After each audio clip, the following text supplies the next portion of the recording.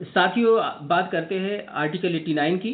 Article 89 Bharat के संविधान के भाग 5 में है और भारत के संविधान के भाग 5 में अध्याय 2 अर्थात चैप्टर 2 में है।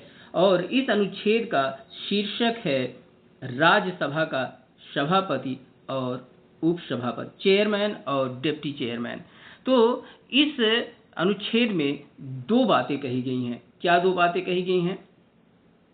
अनुच्छेद 89 में दो उपबंध किए गए हैं। पहला उपबंध है आर्टिकल 89(1) में कि भारत का उपराष्ट्रपति राज्यसभा का पदेन सभापति होगा। The vice president of India shall be ex officio chairman of the council of states. Ex officio chairman होने का अभिप्राय ये होता है कि वह व्यक्ति उस ऑफिस का नहीं है, वह अन्य किसी ऑफिस का है और इस ऑफिस के दायित्व को अन्य ऑफिस में पदेन होने के कारण निर्वहन कर रहा है। अर्थात राज्यसभा का वह सदस्य नहीं है। इससे यही बात स्पष्ट होती है कि उपराष्ट्रपति राज्यसभा के सदस्य नहीं है। और यह बात अनुच्छेद 89(2) में और स्पष्ट हो जाती है। अनुच्छेद 89(2) में क्या कहा गया?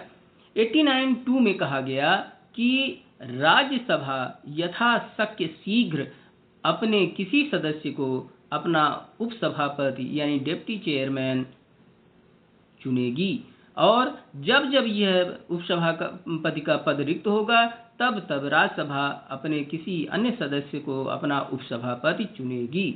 यानी कि राज्यसभा अपने सदस्यों में से जिसका चुनाव करती है वह कौन होता है? वह डिप्टी चेयरमैन होता है और डिप्टी चेयरमैन राज्यसभा का सदस्य होता है। जबकि उपराष्ट्रपति राज्यसभा का सदस्य नहीं है, वह उपराष्ट्रपति पद पर नियुक्त होने के कारण उसे पदेन दायित्व मिला हुआ है सभापति का। तो इसमें इस बात को और ध्यान से देखने पर हमें ये पता चलता है कि अनुच्छेद 64 में भी कहा गया है कि उपराष्ट्रपति राज्यसभा का पदेन सभापति होगा और अन्य कोई लाभ का पद धारण नहीं करेगा। तो उपराष्ट्रपति के संदर्भ की बात अनुच्छेद 63 में कह दी गई कि उपराष्ट्रपति भारत का एक उपराष्ट्रपति होगा। वह अनुच्छेद 63 में कही गई। भारत का एक उपराष्ट्रपति होगा, यह कहने का अभिप्राय क्या है? यह कहने का अभिप्राय यह है कि यह पद सदैव बना रहेगा और इसे समाप्त नहीं होना है। तो अनुच्छेद 64 में एक परंतु लगा हुआ है। अनुच्छेद 64 में परंतु क्या है इसको समझें।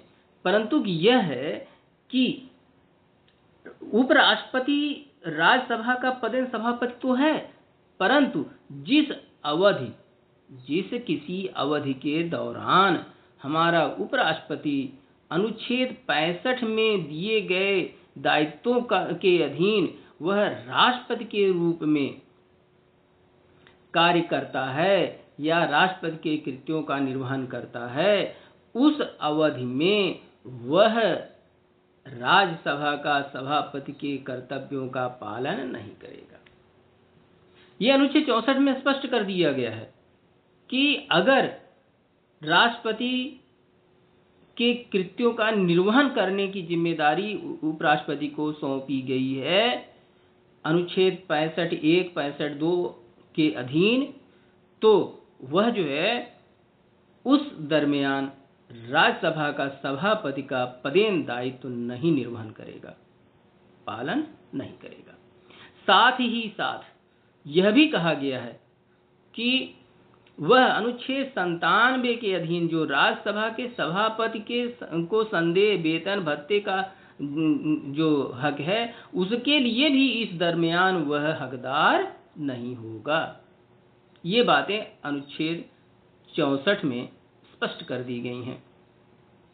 यहाँ अनुच्छेद 65 को थोड़ा सा और स्पष्ट हो जाना चाहिए हमें कि अनुच्छेद 65(1) में कहा गया कि जब राष्ट्रपति का पद रिक्त होगा उसके मृत्यु अथवा त्याग पत्र के कारण, तब उपराष्ट्रपति उसके पद दायित्व को निर्वहन करेंगे। दूसरी बात यह कह दी गई अनुच्छेद 65(2) में कि राष्ट्रपति जिन परिस्थितियों में स्वास्थ्य या अन्य कारणों से अपने पद दायित्व का निर्वहन नहीं कर पा रहे हैं, कृत्यों का निर्वहन तब उपराष्ट्रपति करेंगे। अनुच्छेद 65(2) में कहा गया।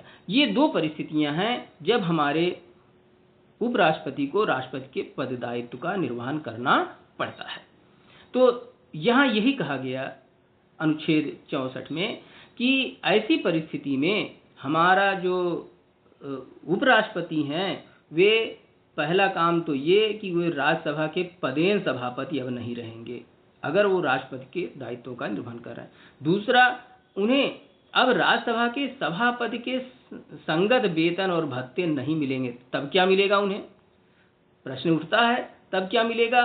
तो उसी 65(1)(2) के पश्चात 65(3) में यह बात स्पष्ट कर दी गई कि जिस परिस्थिति में उपराष्ट्रपति जब राष्ट्रपति के रूप में कार्य कर रहे हैं, उनके कृत्यों का निर्वहन कर रहे हैं, तब उन्हें राष्ट्रपति की सभी शक्तियां और उन्मुक्तियां प्राप्त होंगी।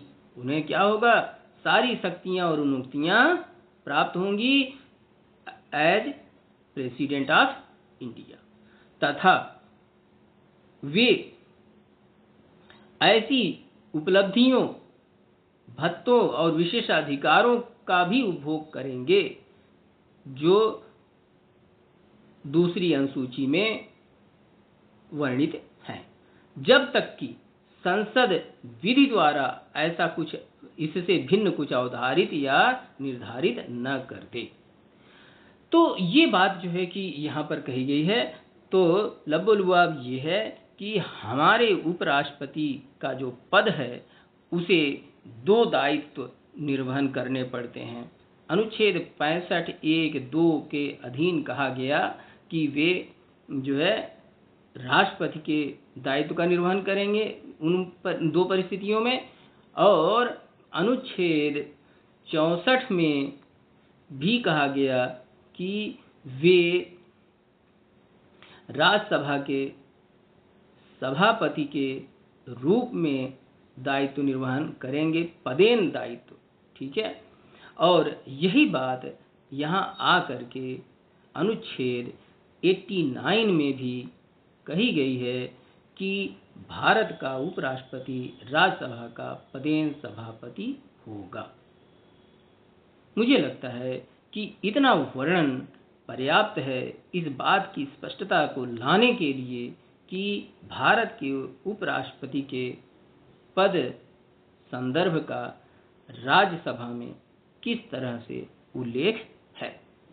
Thank you for joining the session. Subscribe the channel and share the video. Thank you.